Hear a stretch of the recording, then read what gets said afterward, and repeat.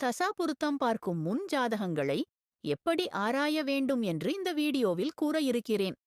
இதில் வரும் கருத்துக்கள் ஜோதிட மன்னன் திரு கே.எஸ். கிருஷ்ணமூர்த்தி அவர்களின் புத்தகத்தில் இருந்து எடுக்கப்பட்டது. தசா பொருத்தம் மட்டும் சீராக இருந்து மற்றவை சிறப்பாக இல்லாவிடில் எவ்வாறு மணவாழ்க்கை சிறிது காலத்துக்கு ஆவது மகிழ்ச்சியாக அமையும்? அஸ்திவாரமே மோசமாக இருக்கும்போது மேல் கட்டிடம் எவ்வாறு சிறப்பாக அமைக்க முடியும்? விழும் நிலையில் உள்ள சுவருக்கு வர்ணம் பூசுவதால் என்ன பயன்? ஒரு பெண்ணின் அழகிய தலைமுடி ஆயுள் மகிழ்ச்சியான மணவாழ்க்கைக்கு ஒப்பிட்டால் தச பொருத்தம் அதில் சூட்டப்படும் மலருக்கு இணையானது. தலைமுடி இல்லாமல் மேற்கொண்டு அழகிற்கு எப்படி பூ சூட்ட முடியும்? ஆனது கடவுள் அனைவருக்கும் ஒரு துணையை ஏற்கனவே எழுதி வைத்திருக்கிறார் என்று சொல்ல வருகிறது. இதைதான் ஜோதிடத்தில் விதி என்று கூறப்படுகிறது.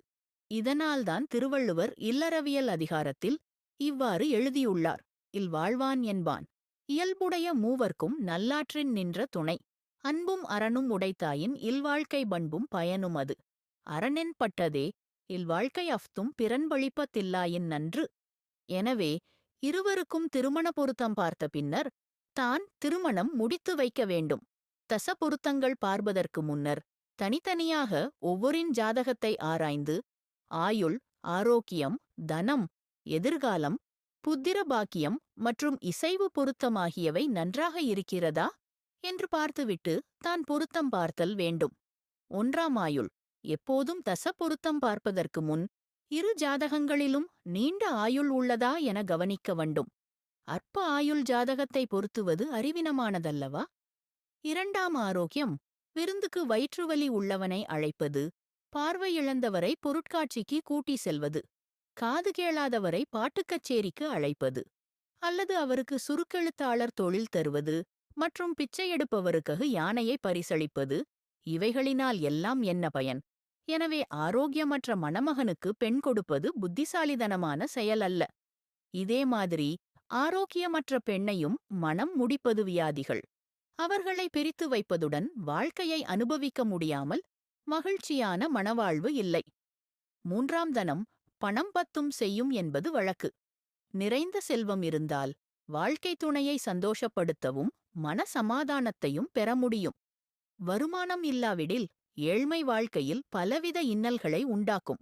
ஆகவே வாழ்க்கை நடத்த போதுமான வருமானம் இல்லாதவர்கள் மற்றொருவரையும் துன்பத்திற்கு ஈடுபடுத்தாமல் திருமணமின்றி இருப்பது மிக்க நலம். எனவே ஜோதிடர்கள் இந்த விஷயத்தையும் ஆழ்ந்து ஆராய்வது அவசியம். என்றாலும் இந்த அறிவுரை அர்த்தமற்றது. ஏனென்றால் ஒருவருடைய விதியை யாரும் மாற்ற முடியாது. பச்ச 4. எதிர்காலம் ஒருவன் ஏழையாக பிறக்கலாம். இருந்தாலும் அவர் வருங்காலம் மிக்க திருப்திகரமாக இருக்கும். இந்த சிறப்பான எதிர்காலத்தை மணமக்களின் பெற்றோர்களுக்கு தெரிவித்து திருமணத்திற்கு பரிந்துரைக்க வேண்டும். இது சிறந்தது. மிகைப்படுத்தாமல் உண்மையை சொல்ல வேண்டும். 5வது புத்திர பாக்கியம். வண்ண மலர்களுடன் கூடிய மரம், தாமரை மலர்களுடன் உள்ள குளம், பூர்ணச்சந்திரனுடன் உள்ள வானம் எப்படி மனதிற்கு ஓர் மகிழ்ச்சியை கொடுக்குமோ அதேபோல் தம்பதிகளுக்கு வீட்டில் குழந்தைகள் இருப்பது மகிழ்ச்சியை தரும். நம் முன்னோர்கள் நிறைந்த மக்கட் செல்வம் பெற என வாழ்த்தினார்கள். வாழ்க்கையில் எல்லா வசதிகள் நிறைந்திருந்தாலும் மக்கட் செல்வம் இல்லாத வாழ்க்கை ஒரு குறைபாடே வயோதிக காலத்தில் மனக்கவலையை தரும். 6வது இசைவு பொருத்தம் ஹார்மனி. நல்ல ஆரோக்கியத்துடன் நீண்ட ஆயுள் அமைந்திருக்கலாம். இருந்தாலும் தம்பதிகளிடையில் புரிந்து கொள்ளாமை இருந்தால் மன வாழ்க்கை நரகமாகிவிடும். ஒற்றுமையே பலம்.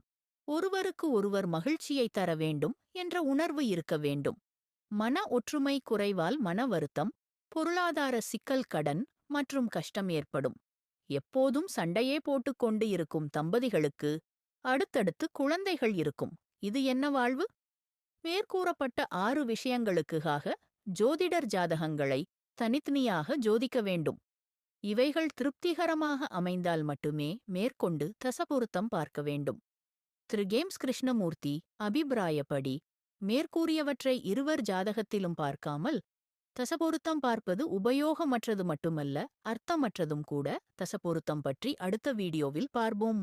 என்னுடைய யூடியூப் சேனல் சப்ஸ்கிரைப் செய்யாதவர்கள் சப்ஸ்கிரைப் செய்யும்படி கேட்டுக்கொள்கிறேன். நன்றி, வணக்கம்.